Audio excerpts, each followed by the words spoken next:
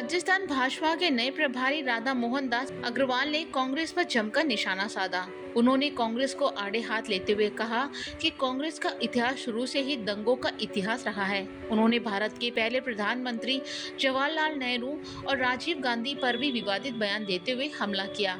राधा मोहन दास अग्रवाल ने कहा कि नेहरू लाशों पर बैठकर पीएम बने। यही नहीं, उन्होंने राजीव गांधी को लेकर भी कहा, उन्होंने तो सिखों के दंगे कराए। वहीं भाजपा प्रभारी के इस बयान के बाद कांग्रेस में बवाल मच गया है।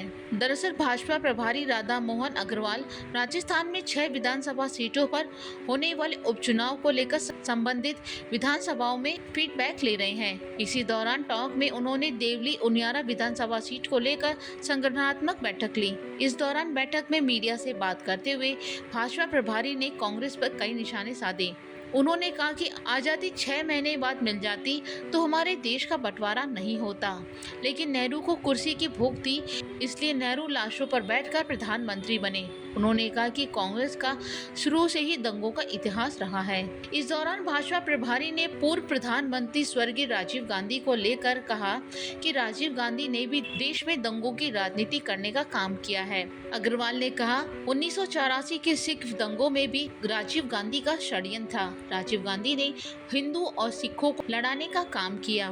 भाजपा प्रभारी ने कहा कि कांग्रेस के नेताओं में सत्ता हासिल करने की भूख है। इसके साथ ही उन्होंने राहुल गांधी पर भी निशाना साधते हुए कहा, राहुल गांधी रक्षाबंधन पर संदेश देते हैं, लेकिन कभी भी अपनी बहन प्रियंका गांधी से राखी नहीं बंधवाते। आज तक उनकी कलाई में राखी नहीं देखी गई। इसके साथ ही भाजपा प्रभारी ने टोंक विधायक सचिन पायलट पर भी जमकर निशाना साधा। उन्होंने कहा कि पायलट टोंक में हिंदू समाज का बंटवारा करके विधायक बन गए, लेकिन काट की हांडी बार बार नहीं चढ़ती। उन्होंने कहा, पायलट दौसा से चुनाव लड़ते थे, वह उन्होंने लोगों को आपस में लड़वाया तो उनका भेद खुल गया, इसलिए वहां से भागकर टोंक चले आए, क्योंकि यहाँ अल्पसंख्यक समाज के वोट ज्यादा हैं।